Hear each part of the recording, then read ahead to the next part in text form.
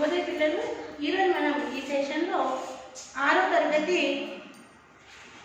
11వ పాఠం పేరు వచ్చేసి 11వ పాఠం పల్లెటూరి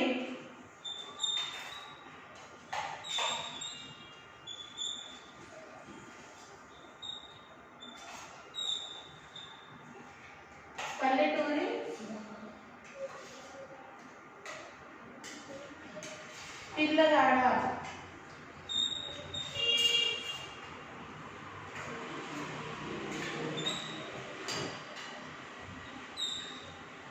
పల్లెటూరి పిల్లగాడ.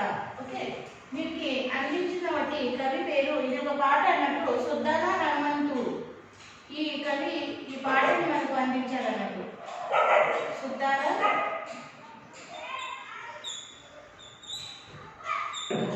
హనుమంతు.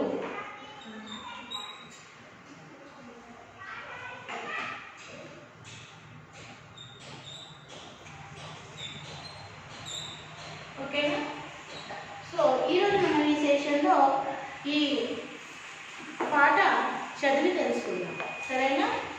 సో చూడండి, ఇక్కడ మీ text book 6th class first language Telugu page number 110 open చేయండి అండ్ గెట్ రెడీ.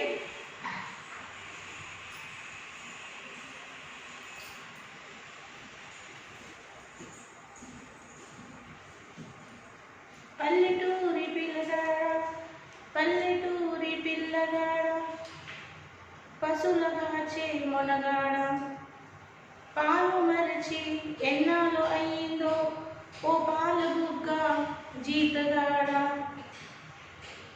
కోవులు కుదిరి ఎన్నాళ్ళు అయిందో పల్లెటూరి పిల్లగాడ. సో పాట అంటే పాడి చదివితే మనకు తొందర అర్థమవుతుంది అన్నట్టు. చాలి చలని చింపులంగి నగముఖాకి చల్లగాలి, గోని చింపు కొప్పెర పెట్టవా ఓ పాలబుగ్గ జీతగాడ, దానికి చిల్లలేన్నో లెక్క పెట్టవా పల్లెటూరి పిల్లగాడ, తాటి జగ్గుల కాలిబోడు తప్పుడు అడుగుల నడక తీరు, బాటతో పని లేకుంటయ్యదా ఓ పాల బుగ్గ జీతగాడ, చేతి కర్ర తొడైపోయిందా గుంపు తరలే ఓవులోకి కూర్చున్నావు గుండు మీద, దొడ్డికేవే దూరవై పోయవా ఓ పాల బుగ్గ జీతగాడ, దొంగ గొడ్ల నడ్లగించేవా కాలువై కన్నీరుగా, కండ్లపై 2 చెత్తులాడ, వెక్కి వెక్కి ఏడ్చుచున్నావా ఓ పాల బుగ్గ జీతగాడ, ఎవరెవరున్నారో చెప్పవా. సో చూడండి ఎంత మంచిగా ఇక్కడ వర్ణించడం జరిగిందంటే, ఈ భావం చూడండి. ఫస్ట్ మనం అర్థాలు చూసాము. అర్థాలు కొప్పెర అంటే తలపై నుండి కప్పుకునే ఒక వస్త్రం అన్నట్టు. గొంగడి అంటారు, దానికి ఏమంటారు? గొంగడి. చూడండి ఆ అబ్బాయి చిత్రంలో చూపించారు. ఓకే, ఆయన తలపైన కప్పుకున్న ఆ వస్త్రాన్ని గొంగడి అంటారు. ఓకే, సో దీన్ని కప్పేర అంటారు. సో ఫస్ట్ మనము మంచిది అర్థాలు రాసుకున్నాము, తర్వాత మనం భావం తెలుసుకుందాం. మీ క్లాస్లో ఓపెన్ చేయండి, అర్థాలు రాయండి. అర్థాలు కొప్పెర. ఓకే, కొప్పెర అంటే ఏంటిది?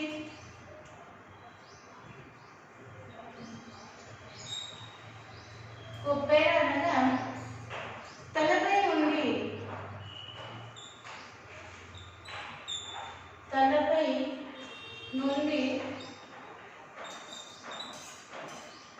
కప్పుకునే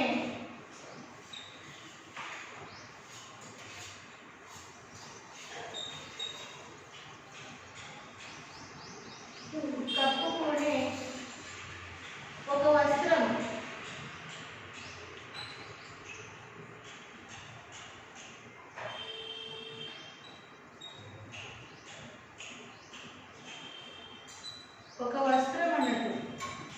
దాన్ని ఇంకా ఏమంటారు? గొంగడి కూడా అంటారు. ఏమనవచ్చు ఇక్కడ? గొంగడి.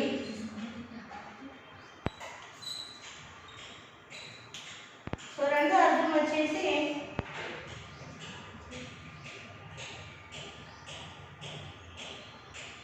పశువులు. పశువులు అంటే పశువులు. రెండో అర్థం వచ్చేసి పశువులు.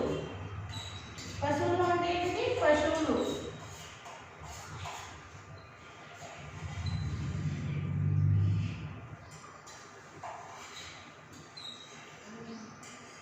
మూడో అర్థం వచ్చేసి పాలబుగ్గ, జీతగాడ.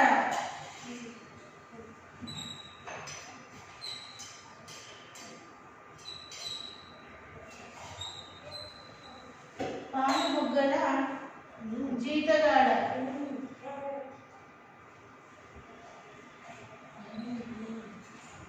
పాలబుగ్గల జీతగాడు అంటే ఎవరు? పాలబుగ్గల జీతగాడు అంటే చిన్నతనంలోనే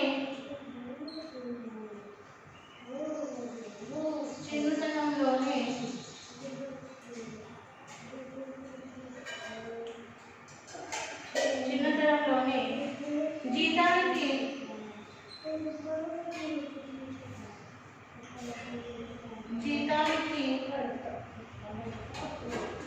పని చేసేవాడు. జీతానికి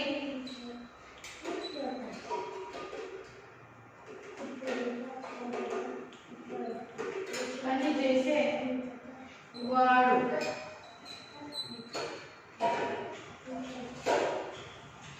చింపులంగి అంటే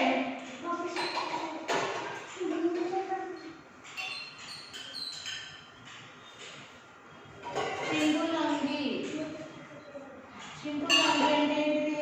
చిరిగిపోయిన అంగి. అంగి అంటే షర్ట్, చొక్కా. చిరిగిపోయిన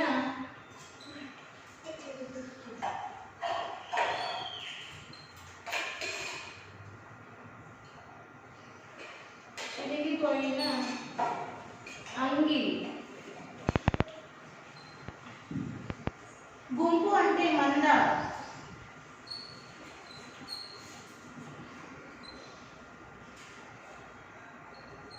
గుంపు అంటే మంద.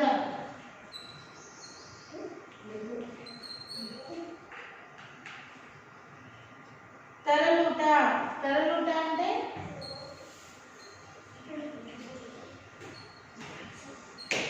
తరలుట అంటే వెళ్ళుట, పోవుట.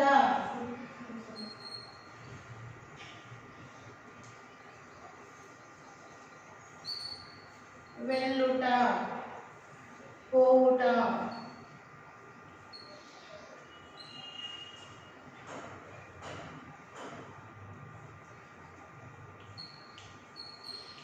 పోవుట. దొర అంటే యాజమాని. దొర అంటే ఎవరు? యాజమాని.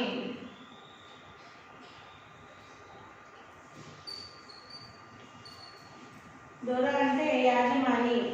తాటి జగ్గ. తాటి జగ్గ అంటే తాటి మట్ట. తాటి జగ్గ అంటే తాటి మెత్త.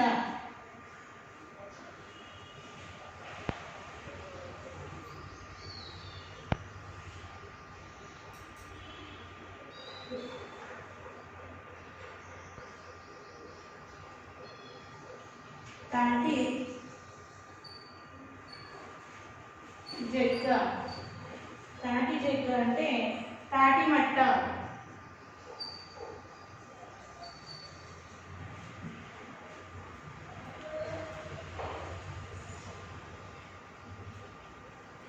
ఓకే. సో అర్థాలు ఏమేమి చూడండి. కొప్పెర అంటే తలపై నుండి కప్పుకునే ఒక వస్త్రం అన్నట్టు. అంటే గొంగడి. ఆ చిత్రంలో ఆ పిల్లవాడు తలపైన వేసుకున్నాడు కదా, ఆ వస్త్రాన్ని కొప్పెర అంటారు. అంటే తలపైన నుండి కప్పుకునే ఒక వస్త్రం గొంగడి అన్నట్టు. పశువులు అంటే పశువులు. పాలబుగ్గల జీతగాడు అంటే చిన్నతనంలోనే జీతానికి పని చేసేవాడు. చింపులంగి అంటే చిరిగిపోయిన అంగి. గుంపు అంటే మంద. తరలట సారీ ఇక్కడ తరలట కాదు, తరలుట. ఓకే, తరలుట అంటే వెళ్ళుట, పోవుట. దొర అంటే యాజమాని, తాటి జగ్గ అంటే తాటి మట్ట. సో భావం చూద్దాం మనం. ఓ పల్లెటూరి పిల్లగాడ, నిన్నగాక మొన్న పాలు తాగుతూ చిన్న పిల్లలాడిలా తిరుగుతూ కనిపించేవాడివి. అప్పుడే పశువులను కాయడంలో మొనగాడి అయిపోయావా? పాలుగారే బుగ్గలతో చిన్న వయసులో జీతానికి పనిచేయవలసిన దుస్థితి నీకు ఎందుకు వచ్చిందో కదా. సో చూడండి, ఓ పల్లెటూరి పిల్లగాడ అంటే పల్లెటూరి పిల్లగాడ, పనులగా చే మొనగాడ, పాలు మరిచి ఎన్నాళ్ళు అయిందో, ఓ పాలు బుగ్గల జీతగాడ, కొలువు కుదిరి ఎన్నాళ్ళు అయిందో. అంటే ఓ పల్లెటూరి పిల్లగాడ, నిన్నగాక మొన్న వరకు నువ్వు పాలు తాగుతూ చిన్న పిల్లలాడిలా తిరుగుతూ ఉన్నావు కదా. అప్పుడే పశువులు కాయడంలో మొనగాడు అయిపోయినవా?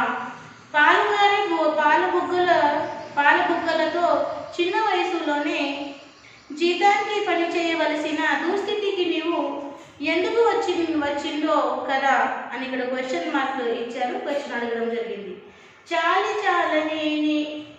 చాలని చెంపుల అంగి, నగుముఖాకి చల్లగాలి, గోని చింపు కొప్పేర పెట్టవా? ఓ పాల బుగ్గల జీతగాడ, దానికి చిల్లలేనో లెక్క పెట్టవా? అంటే నీ ఒంటికి చాలి చలని చినిగిపోయిన అంగి చల్లని గాలి నుండి నిన్ను కాపాడడం లేదు కదా. అందుకే గొనె సంచిని కొప్పేరగా వేసుకున్నావా? మరి దానికున్న రంధ్రాలు ఎన్నో చూశావా? అది కూడా నిన్ను కాపాడడం లేదు కదా. చూడండి, ఎంత దయనీయ స్థితి ఇక్కడ వర్ణింపబడింది. అంటే ఏమన్నానంటే, నీ ఒంటికి చాలని చినిగిపోయిన అంగి, అందుకే గాలి నుండి నిన్ను కాపాడడం లేదు కదా. ఆ చినిగిపోయిన అంగి నిన్ను గాలి నుండి కాపాడుకుంటూ లేదు కదా, కాపాడటం లేదు కదా. అందుకే గొన్న సంచిని నిన్ను కాపాడడం కొబ్బరిగా వేసుకున్నావా? అందుకే గొన్న సంచి అంటే బియ్యము అవి వస్తాయి చూడండి సంచులు, ఆ సంచిని గొన్న సంచి అంటారు. అందుకే ఈ అంగి నీకు చల్లని గాలి నుంచి కాపాడడం లేదు కదా, అందుకే నువ్వు గొన్న సంచిని కప్పుకున్నావా అని ఇక్కడ అడగడం జరిగింది.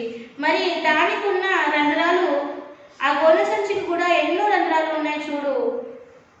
అందుకే గొన్న సంచిని కప్పేరగా వేసుకున్నావని అడిగిండ్రు. మరి దానికి ఉన్న రంధ్రాలు ఎన్నో చూశావా? అది కూడా నిన్ను కాపాడడం లేదు కదా. తాటి జుగ్గలను చెప్పులుగా చేసుకున్నావా? అరే చూడండి, అంటే ఆ చినిగిపోయిన అంగి నిన్ను చల్లని గాలి నుంచి కాపాడుకుంటూ లేదని నువ్వు గొడుగు సంచిని కప్పేరగా కప్పుకున్నావా? మరి దాన్ని ఉన్న రంధ్రాలు కూడా చూసినావా? ఆ గొడుగు సంచికి ఉన్న రంధ్రాలు కూడా చూసావా? అది కూడా నిన్ను చల్లని గాలి నుంచి కాపాడతలేదు. ఓకే, ఇంకా ఈ తాటి ఏమనడం జరిగిందంటే, ఆ అబ్బాయికి దుస్థితి ఎలా వర్ణించారు. ఓకే, తాటి జగ్గులను నువ్వు నీ చెప్పులుగా చేసుకున్నావా అని అడగడం జరిగింది. ఇక్కడ చూడండి చిత్రంలో, తాటి జగ్గుల్ని చెప్పులుగా వేసుకున్నావా. సో ఒక పిల్లవాడి దుస్థితి ఎంత దైన్యంగా ఇక్కడ వర్ణింపబడింది చూడండి. ముందు చూడండి, తాటి జగ్గుల కాలిజోడు అంటే చెప్పులు. ఓకే, తప్పట అడుగుల నడక తీరు అంటే అబ్బాయి ఎలా వర్ణించబడింది చూడండి. తాటి జల్లుగా కాలిజోడు, తప్పట అడుగుల నడక తీరు, బాటలో పని చేసుకుంటయ్యందా, ఓ పాల బుగ్గల జీతగాడ, చేతి కర్ర తొడైపోయిందా. సో ఇక్కడ మళ్ళీ ఏమనడం జరిగిందంటే, తాటి జగ్గన చెప్పులుగా చేసుకున్నావా, కానీ అవి నిన్ను సరిగా నడవని ఇవ్వడం లేదు కదా. ఆ తాటి జగ్గుల్ని నేను చెప్పులుగా చేసుకున్నావు కదా, అవి నీకు మంచిగా నడవనిస్తలేవు కదా, కానీ అవి నిన్ను సరిగా నడవనిస్తలేవు కదా. దాంతో నీకు తవ్వు అవసరం లేకుండా నీ చేతికర్ర నీకు సహాయంగా ఉన్నది కదా.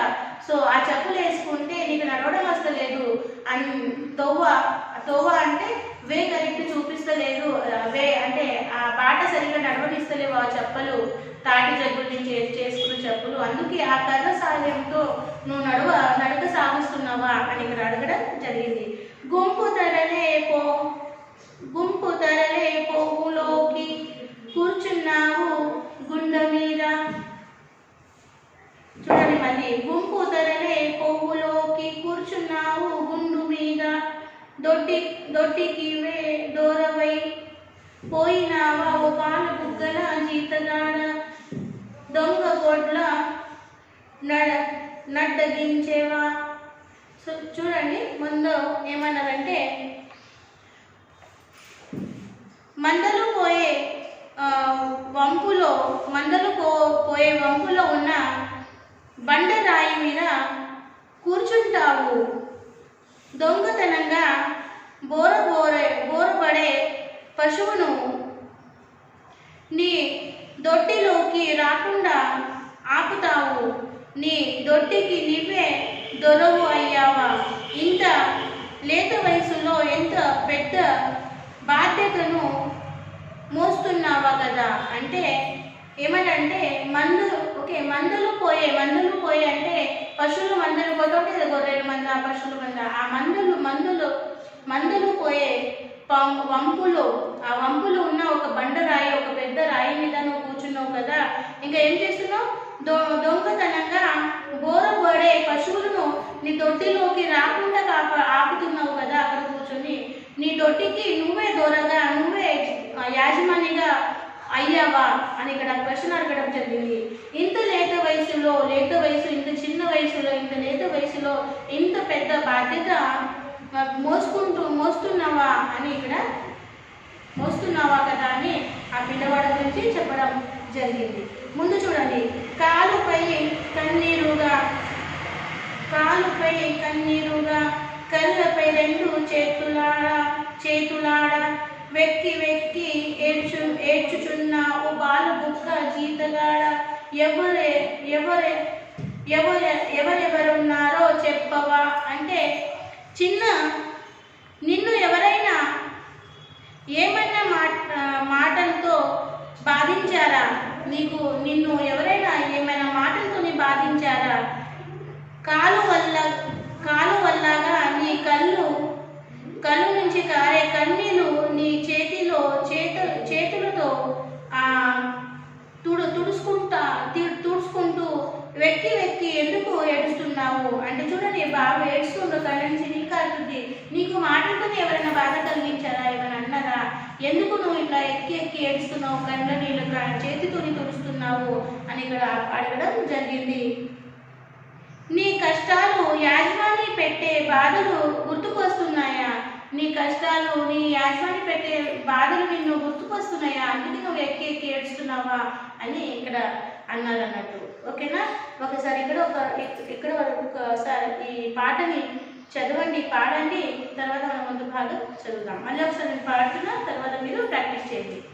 పల్లెటూరి పిల్లగాడ పశువులగా చేమొనగాడ, పాలు మరచి ఎన్నాళ్ళు అయిందో పాల బుగ్గల జీతగాడ, కోవులు కుదిరి ఎన్నాళ్ళు అయిందో చాలని చింపుల అంగి, సగము కాకి చల్లగాలి, గోనె చెంపు కొప్పెర పెట్టవా ఓ పాల బుగ్గల జీతగాడ, దానికి చిల్లులెన్నో లెక్క పెట్టవా, తాటి జగ్గుల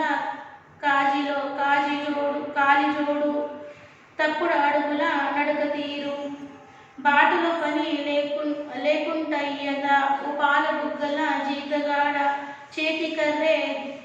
తోడైపోయిందా? గుంపు తరలే వంపులోకి కూర్చున్నావు గుండు మీద, దొడ్డికివే దొరవై పోయావా ఓ పాలు బుగ్గల జీతగాడ, దొంగ గొడ్ల నడ్డగించేవా కాలుపై కన్నీరుగార, కళ్ళపై రెండు చేతులాడ, వెక్కి వెక్కి ఏడ్చుచున్నావా ఓ పాల బుగ్గల జీతగాడ, ఎవరెవరున్నారో చెప్పవా. సో ఒకసారి మీరు పాడండి, ప్రాక్టీస్ చేయండి, తర్వాత మన ముందు భాగం చెప్తున్నాం.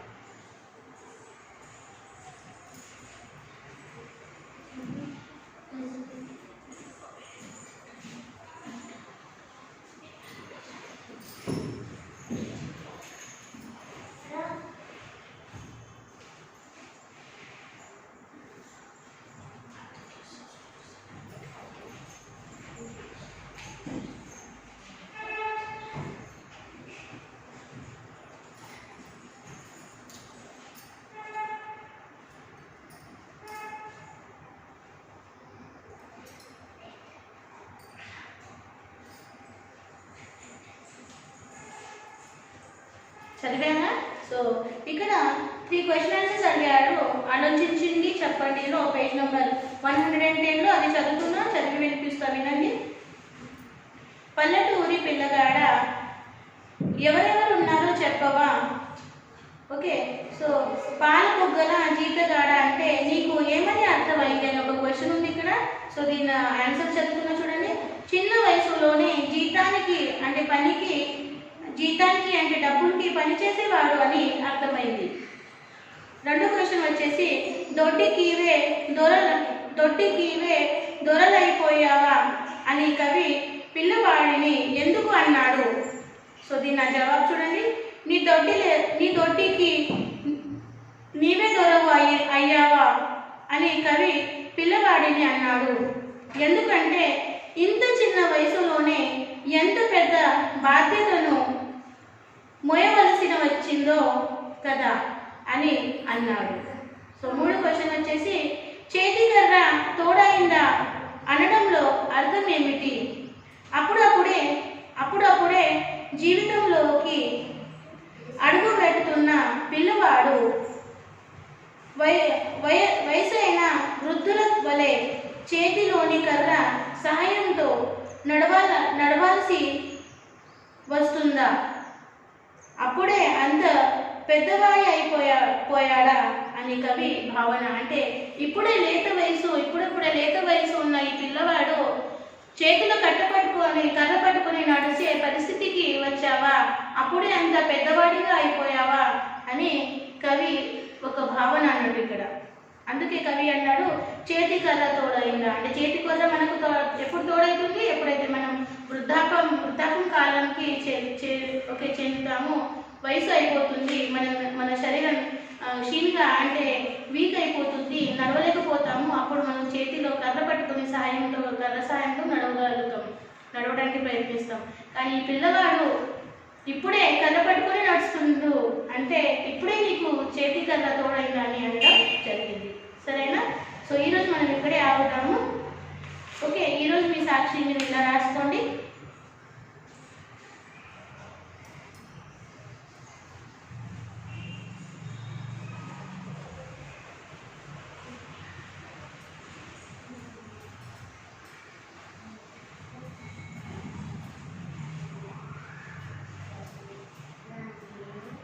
సాక్షి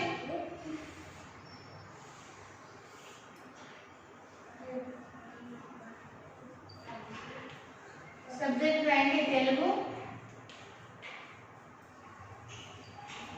ఫస్ట్ లాంగ్వేజ్ క్లాస్ రాయండి 6th క్లాస్ అండ్ హెచ్డబ్ల్యూ రాయండి. లర్న్ అండ్ రైట్ మీనింగ్ రాయండి. Learn and write question answers from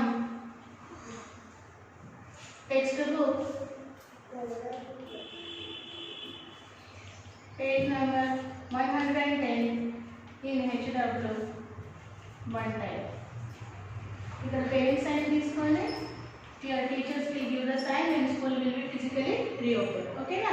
so ఇక్కడ పేరెంట్స్ సైన్ తీసుకొని ఇచ్చిన హోంవర్క్ ఓకే ఓకే, సమయంలో రాసి అందంగా రాసి ఇచ్చిన స్కూల్ మెయిల్ ఐడికి పంపించండి. మళ్ళీ మనం ఈ పాట మరో భాగంతో పాటు మరో సెషన్లో కలుస్తాము. అప్పుడు సెలవు. Bye bye.